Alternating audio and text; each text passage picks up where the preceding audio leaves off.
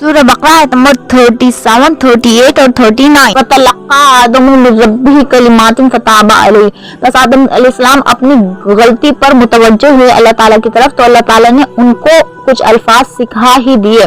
इन्नहु हुवत तव्वाबुर रहीम, बेशक अल्लाह बहुत ज्यादा तौबा कबूल करने वाला है।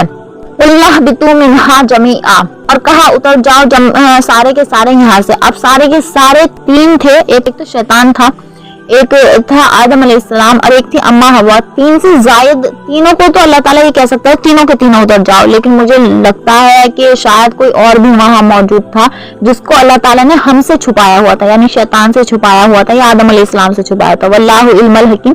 तो कुल्ला बितु मिन्हा जमिया, उतर जाओ तुम सारे के सारे। फइम्मा यातियन्नकुम मिन्नी हुदन फमन तबिया हुदाया फला खौफुन अलैहिम वला हुम यहज़नून।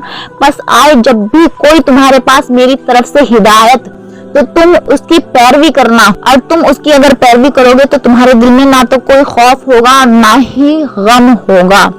अब ये आदम अलैहिस्सलाम को भी कहा गया और आदम अलैहिस्सलाम के औलाद को भी कहा गया, क्योंकि नबी और पैगंबर आदम अलैहिस्सलाम के बाद आते रहे हैं क़यामत तक। वल्लज़ीना कफ़रू व कज़्ज़बू बिआयातिना, और रहे वो लोग जिन्होंने कुफ्र किया, झुटलाया हमारी आयतों के, यानी लोगों के सामने जब कुरान पढ़ा जाता था वो झुटला दिया करते थे। उलाइका अस्हाबुन नार, यही वो लोग हैं जो जहन्नम वाले हैं। हुम फीहा खालिदून, और वो उसमें हमेशा हमेशा रहेंगे।